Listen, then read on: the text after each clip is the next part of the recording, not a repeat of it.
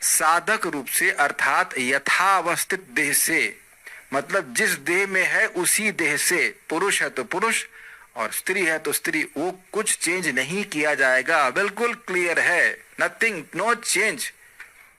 कोई कपड़ा चेंज करने की कोई जरूरत नहीं है, जैसे है वैसे ही भक्ति करना है। एवं सिद्ध रूप से अर्थात अंतः चिंतित निज अभिष्ट सपरिकर कृष्ण की सेवा के उपयोगी देह से को जानना होगा। मतलब मन में वह स्मरण कर रहा है कि मैं गोपी हूं, या जो भी भाव उसके मन में उत्पन्न हो रहा है, और वह मन से भगवान की सेवा इस प्रकार से कर रहा है।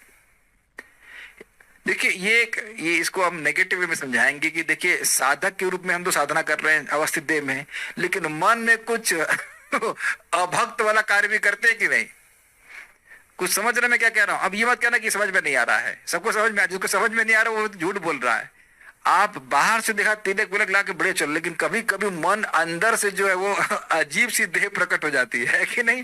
मन में व्यक्ति ऐसे कार्य कर रहा होता है, मन से ऐसे कार्य सोच रहा होता है, कर रहा होता है, जो कि अब भक्त के अनुसार नहीं होता है। तो यहाँ डबल पर्सनैलिटी दिखी कि नहीं आप लोगों को? किसको ये दृष्टांत नहीं समझ में आया, हाथ खड़ा करे। सबको समझ में आ गया? ओके, ठीक है।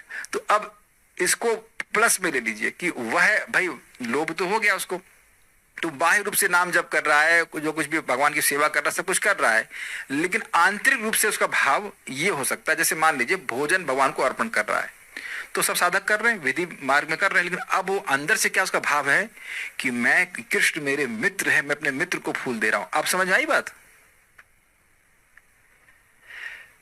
मेन गेम इसमें मतलब मेन पॉइंट जो है वो मन के भाव का है, बाह्य रूप से सेम रहेगा। इसीलिए कह रहे हैं साधक रूप से भक्ति करेगा इसी देह से, आंतरिक भाव उसका चेंज हो जाएगा।